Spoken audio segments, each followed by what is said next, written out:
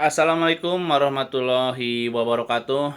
Teman-teman, ini dari tadi malam notifikasi saya di medsos bunyi terus ya, di Twitter maupun di Instagram. Nah, ternyata ternyata nih ini terkait peristiwa pelemparan ya, pelemparan bis yang dilakukan oleh oknum. Ya, kita ngomong oknum karena masih belum clear ini supporter atau apa, melempari bisnya Persis Solo ya. Nah, ini membuat kita teringat juga karena beberapa hari sebelumnya yang dilempar itu adalah bisnya Arema ya. Ini Anda jangan nanya Arema yang mana, udah jelas Arema yang Liga 1 ya. Itu juga mereka dilempari sampai pada pecah kacanya ya. Selain peristiwa pelemparan bis ya oleh oknum terhadap bis Persis Solo tadi malam, ada juga memang yang sempat viral itu adalah ketika beberapa pemain Persis itu mengejar orang yang diduga pelaku ya. Dikejar sampai ke semacam ruko salah satu perusahaan ekspedisi dan dipukulin ya, dipukulin.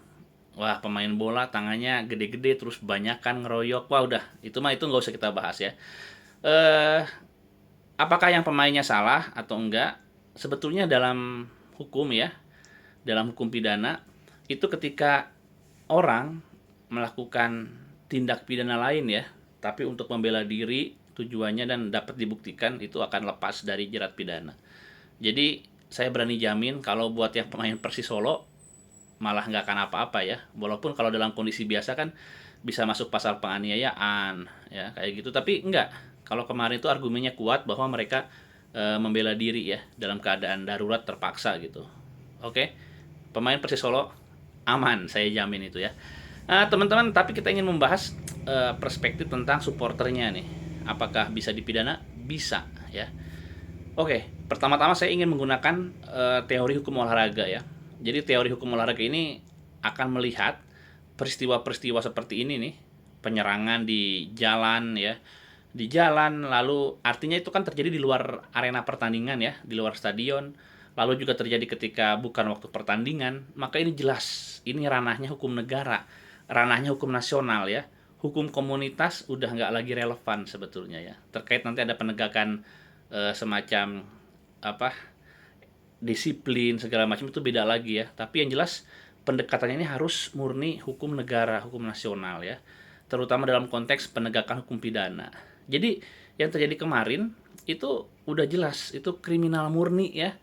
Jadi jangan lagi kita anggap yang namanya kenakalan, anggaplah itu pelakunya masih remaja gitu ya. Itu jangan kita biasakan yang namanya kejahatan ya, itu kita anggap kenakalan. Karena nanti efek jerahnya nggak ada gitu. Kayak di Bandung lah, ya di Bandung tuh yang suka apa vandalisme lalu juga suka apa menganiaya ya sampai pada bawa senjata tajam merugikan orang ya, itu kan suka dianggap kayak kenakalan remaja apa ya mencari identitas mencari jati diri, tapi sebetulnya enggak ya. Ketika sudah terpenuhi unsur-unsur delik pidananya itu harusnya diproses hukum aja ya, terus diproses dilimpahkan ke jaksa sampai nanti ada putusan dari pengadilan ya, karena kalau udah nyampe jaksa nanti akan ada proses persidangan ya di pengadilan. Nah, kita bicara dulu tentang unsur ya, unsur dan delik. Jadi dalam hukum pidana itu ada yang namanya delik. Delik ini adalah tindakan-tindakan yang bisa dipidana. Kayak misalkan pembunuhan, lalu juga apa? Pencurian, pemerkosaan dan lain sebagainya itu delik ya.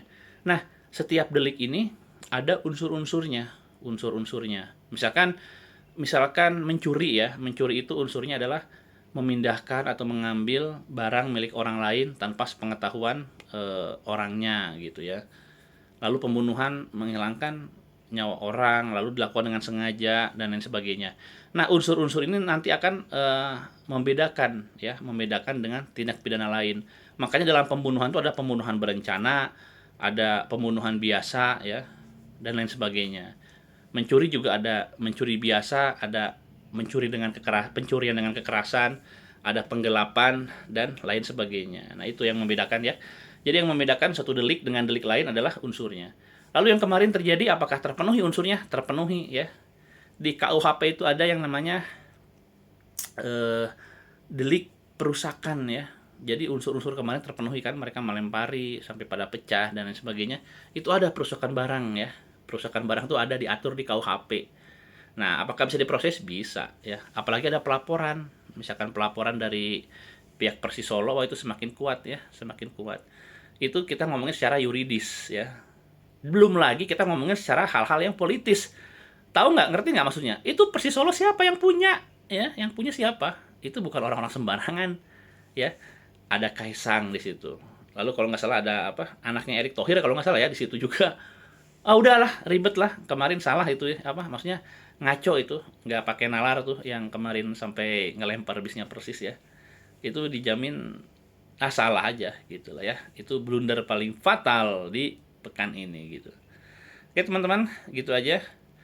Ini kalau ada yang nanya saya di mana ini ya, ini saya ada di, jadi gini, apa, saya tuh mau menjual beberapa properti ya karena ada keperluan. Nah ini saya lagi apa, lagi ngecek nih, makanya kalau ada yang lihat mungkin saya baru pertama kali bikin video di apa, di tempat yang apa belakangnya hijau gini ya, hijau nggak sama hijau. Iya nak, Bayangkara yang nggak apa nyambung ya, kita ngomongin kriminal, ngomongin ini juga apa, ya nyambung lah pokoknya ya. Oke teman-teman, selamat pagi.